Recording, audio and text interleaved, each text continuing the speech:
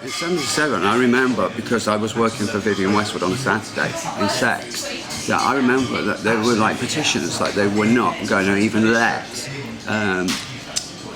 not let alone the Great Gear Market. There was the market on the corner of Beaufort Street Market, Sure. Where I don't think he's no longer with us before, but Punk Nigel, they used to call him, used to have the punk shop in there. Or, I mean, it was quite an ethos to punk. Sure. But the first port of call to me on the King's Road used to be Acme Attractions, because before it realistically went into punk rock, it had that sort of Bowie sort of soul boy roots, you know, and they had the peg trousers, pink fluorescent pink pegs, and the plastic sandals and things like that, mohair jumpers and stuff. I remember having a soul boy haircut, wedge haircut and stuff like that. But then I remember also I had my nose pierced like in the book, with 3 chains and banned from school. Sure. And I used to hitch to London and think nothing of it. I mean, when I left from Wales originally, I must have had just like 30 quid in my pocket and thought I was fucking dandy highwayman. I thought I was loaded and thought this was going to last forever. And mind you, I did have quite a bit of, let's just say, I suppose I landed on lucky ground into some extent, like listening to my art school teacher and compiling a portfolio. That was somebody that was older than me, that was all the other older figures were all like blasting me for being outrageous, blasting me for being a freak, but somebody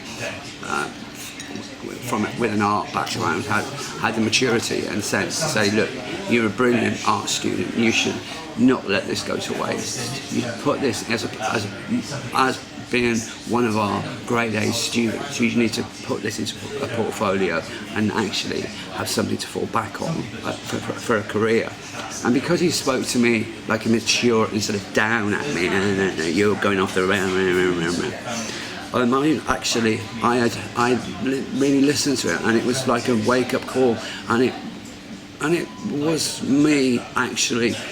When the Pistols played at the Stowaway, I managed to show Glenn Matlockett, who to me, when he was sacked from the Pistols, was the only original Pistol really that could write anyway and play, yeah, and sacked him to be replaced by somebody that couldn't be. That's when it all went a bit. The whole Pistol things all went a bit.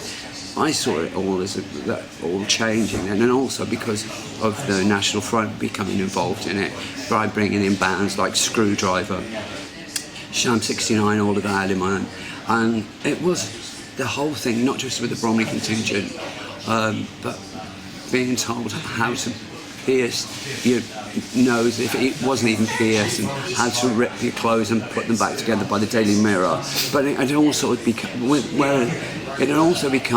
like, it was always had an air of anger to it anyway, but now it had the anger and violence, whereas when you were going to a gig you didn't know if you were going to leave and have your head beaten up, and it just became.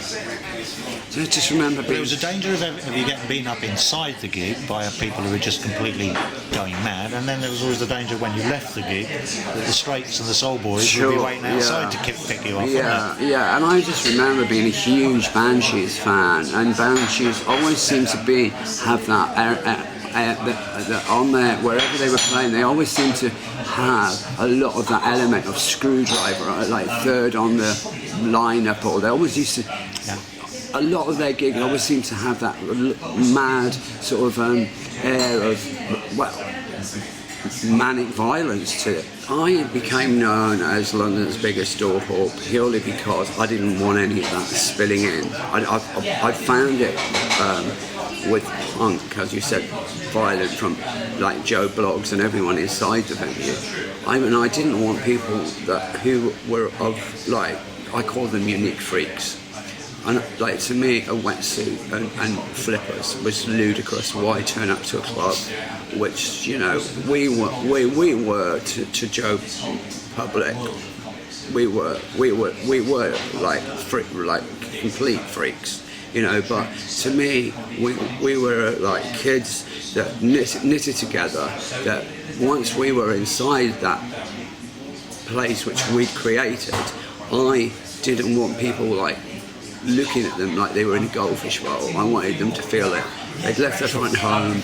There weren't going to be no air of like violence.